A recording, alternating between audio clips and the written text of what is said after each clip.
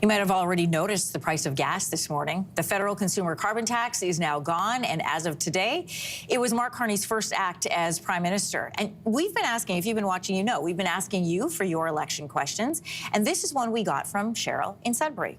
Since the government is stopping the carbon tax rebate checks, will Canadians receive another form of rebate, and what happens to that money? We are so excited to be able to answer this question for you, Cheryl, and to do so, we've brought in Stuart Elgie, professor of law and economics at the University of Ottawa. Welcome to Your Morning.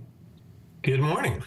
So we all noticed a difference on the drive into work this morning. Gas prices are down in and around Toronto by nearly 20 cents a litre. Is that the case across the country? Yeah, eliminating the consumer carbon tax will save about 17 cents a litre. On the other hand, people will lose the climate rebate check. All the carbon tax revenues are recycled back to Canadians. So the average household got about $1,000 to $2,000 depending where you live. So for most people, it'll be roughly a wash in terms of the net cost. The carbon tax we know is ending for consumers, but not for the industry. So it's not gone altogether. So can you clarify for us, what does that mean? Sure, and that's actually the bigger issue. There's two parts to the carbon price. There's the consumer price on things like gas for cars, home heating oil, and then there's the industry price on industrial emissions. The industry price achieves about 3 times more of the reductions because industry does more emitting, especially oil. So it's Canada's most important climate law. Carney has been clear that he'll keep the industry price. Poilievre has said he'll get rid of it. That would cause a big emissions increase, roughly equivalent to doubling the number of cars on the road. And most industry CEOs support the carbon price because it's the lowest cost way to reduce emissions and drive innovation. So getting rid of that would be a really bad idea for the environment and for the economy.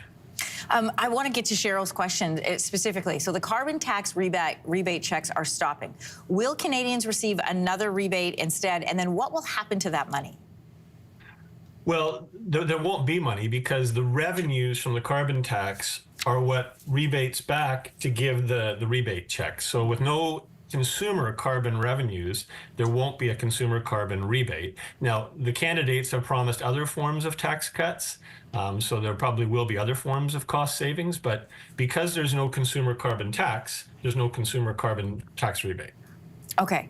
Canada's greenhouse gas emissions, we know, had been going down. The federal government's 2025 National Inventory Report shows that in 2023, our country's greenhouse gas emissions decreased by 8.5%. That's from the 2005 levels. For the first time ever, it was evidence that climate policies seem to be working. So if we've now taken away the carbon tax for consumers, what's an alternative for Canada to try and fight climate change?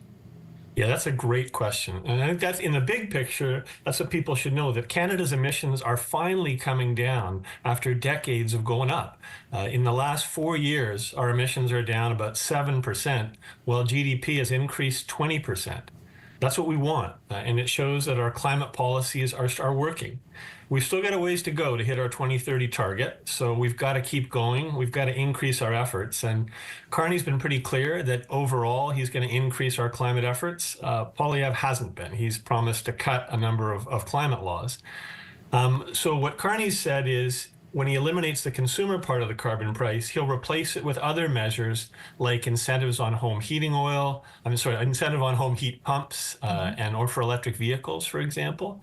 Poilievre has not. In fact, he said he will get rid of other climate laws like the Clean Fuel Standard, like the cap on oil sands emissions. And so that would cause our emissions to go up. As I said, it would be like doubling the number of cars on the road. And that's bad for the climate and overall bad for the economy as the world moves to a low-carbon economic future. Stuart Elgie, professor of law and economics at the University of Ottawa. We want to thank you for coming in to answer Cheryl's question, and a special thank you to Cheryl, who sent that in from Sudbury. As a reminder to our viewers, we are answering your election questions. Is there a question that you'd like us to answer here on Your Morning, just like we did for Cheryl? You can scan the QR code there on your screen. Let us know what you're curious about, and we will do our very best to get the experts to answer it for you. If you like that video, make sure to subscribe to the Your Morning YouTube feed, where you can find all kinds of new content posted every weekday morning.